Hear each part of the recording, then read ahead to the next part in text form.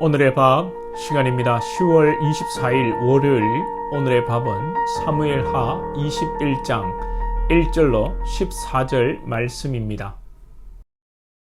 다윗의 시대에 해를 거듭하여 3년 기근이 있으므로 다윗이 여호와 앞에 간구하매 여호와께서 이르시되 이는 사울과 피를 흘린 그의 집으로 말미암음이니 그가 기브온 사람을 죽였음이니라 하시니라. 기브온 사람은 이스라엘 족속이 아니요 그들은 아모리 사람 중에서 남은 자라. 이스라엘 족속들이 전에 그들에게 맹세하였거늘 사울이 이스라엘과 유다 족속을 위하여 열심히 있으므로 그들을 죽이고자 하였더라.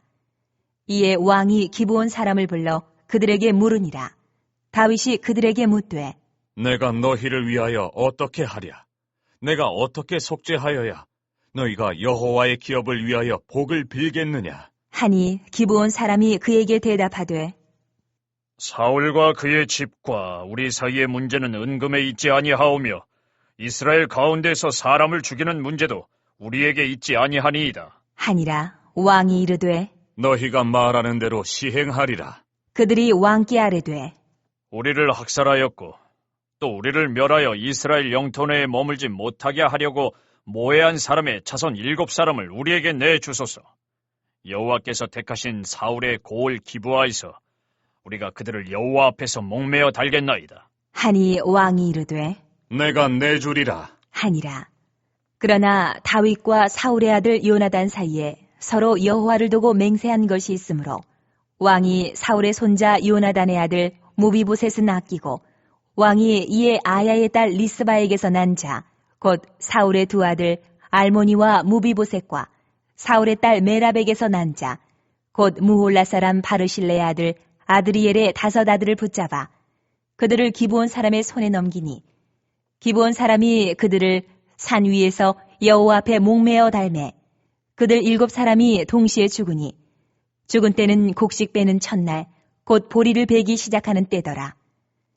아야의 딸 리스바가 굵은 배를 가져다가 자기를 위하여 바위 위에 펴고 곡식 빼기 시작할 때부터 하늘에서 비가 시체에 쏟아지기까지 그 시체에 낮에는 공중의 새가 앉지 못하게 하고 밤에는 들짐승이 범하지 못하게 한지라. 이에 아야의 딸 사울의 첩 리스바가 행한 일이 다윗에게 알려지매 다윗이 가서 사울의 뼈와 그의 아들 요나단의 뼈를 길르앗 야베스 사람에게서 가져가니 이는 전에 블레셋 사람들이 사울을 길보아에서 죽여 블레셋 사람들이 벳산 거리에 매단 것을 그들이 가만히 가져온 것이라. 다윗이 그곳에서 사울의 뼈와 그의 아들 요나단의 뼈를 가지고 올라오매 사람들이 그 달려 죽은 자들의 뼈를 거두어다가 사울과 그의 아들 요나단의 뼈와 함께 베냐민 땅 셀라에서 그의 아버지 기스의 묘에 장사하되 모두 왕의 명령을 따라 행하니라. 그 후에야 하나님이 그 땅을 위한 기도를 들으시니라. 이스라엘 가운데 흉년이 3년 동안이나 지속되어 어려운 가운데 다윗이 하나님께 기도할 때에 이 기근의 원인은 사울이 기브온 사람들을 죽인 것 때문이라고 말씀하십니다. 이에 기브온 사람들은 사울 가문의 사람들을 죽여서 복수하기를 원했고 다윗은 사울 가문의 사람 7명을 내어주게 됩니다. 사울이 기브온 사람들을 죽인 이유는 이렇습니다. 2절 중간에 보시면 이스라엘 족속과 유다 족속을 위하여 열심히 있으므로 그들을 죽이고자 하였더라. 왜 죽이는가? 이 처음에 이스라엘이 가나안 땅에 들어갈 때에 이스라엘이 정복해 갈 때 이 기브온 족속이 이스라엘에게 찾아와서 이스라엘을 속입니다. 그 멀리서 온 족속이라고. 그래서 이스라엘이 이 기브온 족속과 해치지 않는다는 그런 언약을 맺어버리게 되죠. 그래서 그때부터 이스라엘 영내에 이 기브온 족속이 함께 거주하게 되는데 이를 못마땅하게 여기고 사울이 이스라엘과 유다를 위한답시고 기브온을 학살한 것입니다. 분명히 사울이 잘못했습니다. 하나님께서 명령하셔서 적과 악을 진멸하는 것이 아니라 무고한 생명을 언약을 파기해가며 학살한 것이죠. 하나님께서는 신실하시고 언약한 것을 이루시는 그대로 그대로 이루시는 분이십니다.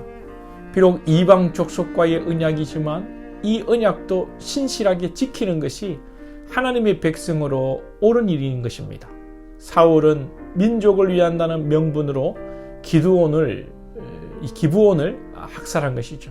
자, 이런 관점에서 앞으로 우리나라 인구도 줄고 외국인이 더 많이 들어올 텐데 우리나라의 인구가 감소하는 것이 너무도 걱정이지만 우리나라가 또 국수주의나 민족주의에 빠지지 않고 외국인에 대해서 선대하고 하나님 안에서 한 가족임을 기억하고 외국인들에게 복음을 전하는 일에 열심을 내어야 하겠습니다.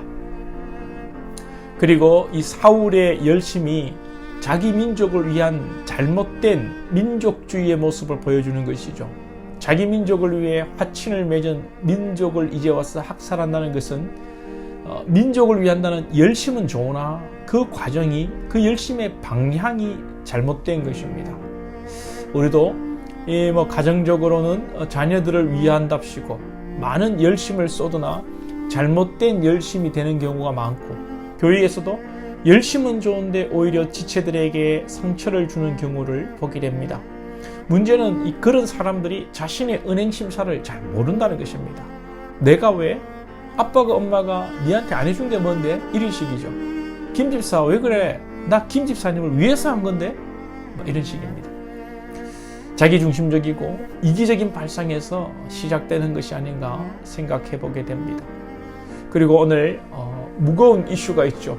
사울이 잘못한 것을 가지고 이제 와서 왜 그 집안의 사람들이 죽어야 하는가? 분명히 하나님께서는 연좌제, 즉 아비의 죄로 자식이 벌을 받지 않는다고 하셨는데 여러분, 이 그림은 마치 조상의 잘못으로 후대가 저주를 받는다는 느낌을 받습니다.